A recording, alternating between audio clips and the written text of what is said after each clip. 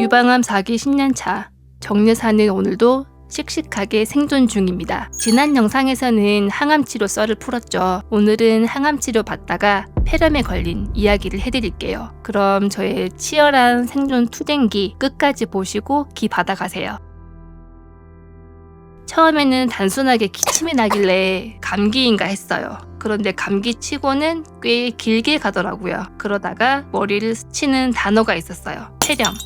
이 폐렴이 너무 흔해서 큰 어려움이 없어 보이지만 암 환자에게 폐렴이란, 특히 저와 같은 4기 암 환자에게 폐렴은 경계 대상 1호거든요. 열이라도 나는 순간 생과 사의 기로에 설 수 있는 문제라서요. 일단 폐렴인 건 알게 돼서 항생제로 치료를 시작은 했는데 약이 잘 안 들었어요. 원인을 알려면 내시경이라도 해봐야 되는데 제 병변이 대동맥 딱 그 근처라서 기관지 내시경 하기에는 너무 위험하다고 하셨어요. 항암은 항암대로 지치고 항생제는 항생제대로 계속 복용을 하다가 어렵게 찾아낸 저의 폐렴 원인은 곰팡이균에 의한 폐렴이었어요. 폐곰팡이라니 여러분 들어보셨나요? 저는 처음 들어봤어요. 그런데 제가 항암을 쉬지 않고 계속 했고 면역도 약해져서 오게 된 케이스라고 하시더라고요. 낫는 데까지는 기본 1년은 잡고 치료를 시작해야 한다고 얘기하셨고 독한 놈이랬어요. 저한테는 왜 자꾸 독한 놈들만 붙는 걸까요? 가래가 절절 끓는 그런 기침도 아니고 바싹 마른 기침, 매우 짧은 텀으로 반복되는 기침, 대화를 이어가는 것도 힘들 만큼 들숨날숨 가릴 거 없이 기침이 계속 나왔어요. 제 스트레스 해소 방법 중에 하나가 차에서 노래 부르기인데 이 폐렴 시즌에는 노래를 불러본 적이 없어요. 호흡이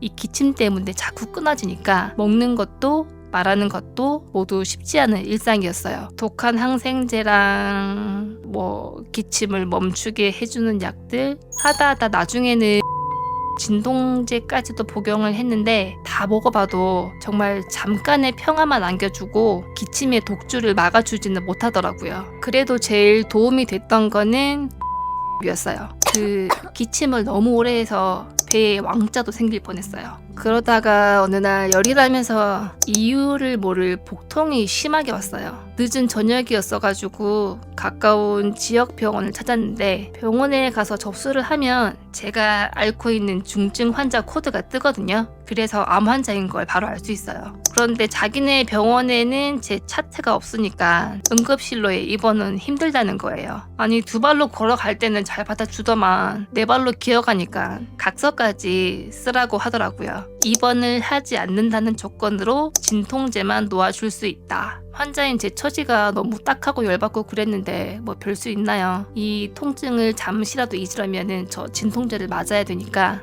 사인을 하고 베드에 누웠어요. 그런데 갑자기 배가 괜찮아요? 뱃속을 뒤틀 것 같던 복통이 눈 녹듯이 사라지는 거예요. 이유는 지금도 모르겠어요. 장이 꼬였다가 셀프로 풀린 건지 아무튼 그래서 벌떡 일어나가지고 저 이제 안 아파요. 그냥 집에 갈게요. 응급실 접수도 취소해주세요. 뒤도 안 돌아보고 바로 집에 와서 드르렁쓴 하고 잘 잤어요. 근데 이게 또 왠지 서럽잖아요. 그래서 삼성병원 교수님한테 이러한 일이 있었고 이러저러 했다 저 혼자 쪼갈거렸더니 환자분 다음부턴 열나면 그냥 바로 본병원으로 오세요 하고 끝. 역시 저희 교수님은 슈퍼 T이셨습니다. 근데 그리고 얼마 안 있어서 또 열이 나는 거예요. 그것도 또 저녁에. 지난번 일도 있었고 그래서 이번에는 입원까지 생각하고 입원 가방을 싸서 짊어지고 밤 기차를 타고 서울로 갔습니다. 그때 한창 메르스가 휘몰아치고 간지 얼마 안 됐을 때라 잠시 격리를 시키더라고요. 검사 결과가 음성으로 나올 때까지 한 두어 시간을 멍 때리면서 누워 있었어요. 음성으로 판정이 나오자 이것저것 검사를 하고 해열제도 주고 응급실에 입원도 시킨 후에 기다리게 하시더라고요. 몸도 힘들고 오밤중에 서울까지 가서 검사하고 기다리고 너무 피곤하더라고요. 골아 떨어져서 자고 있는데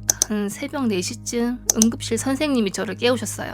환자분 검사 결과가 나왔는데 이거 그냥 폐렴이니까 크게 이상은 없고요. 항생제랑 내원약 타시고 퇴원하세요. 네? 퇴원이요? 선생님 저 울산에서 왔거든요. 지금 나가면 갈 데가 없어요. 첫차 시간까지만 있으면 안 되나요? 그랬더니 환자분, 여기 이 베드가 얼마나 중요한 베드인지 아세요? 숙소처럼 쓰는 데 아니에요. 다른 아픈 분들 오시면 또 써야 하는 곳이에요. 퇴원해주세요. 헐. 저는 그 새벽 4시에 병원에서 쫓겨나듯이 퇴원을 하고 택시를 타고 수서역으로 갔습니다. 귀한 첫 차를 겨우겨우 예매하고 노숙자처럼 대합실 의자에서 꾸벅꾸벅 졸다가 첫 차를 타고 울산으로 왔어요. 2번이나 응급실에서 저런 대접을 받고 나니까 4기 암 환자인 제가 병원에서 어떤 위치에 있는지 체감이 확 되더라고요. 와, 어떻게든 내가 치사해서라도 반드시 낫고 만다. 응급실에 다시는 안 간다. 속으로 아득바득 이를 갈았어요.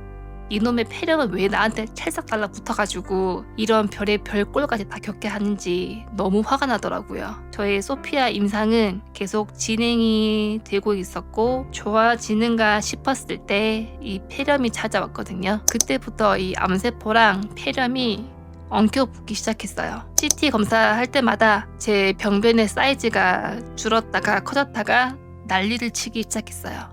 근데 검사상으로는 폐렴인지 암세포인지 이게 뒤엉켜가지고 정확하게 판단을 내리기 힘들다고 하시더라고요. 지독한 곰팡이 진균에 의한 폐렴은 그렇게 1년 반 가까이 저를 힘들게 했어요.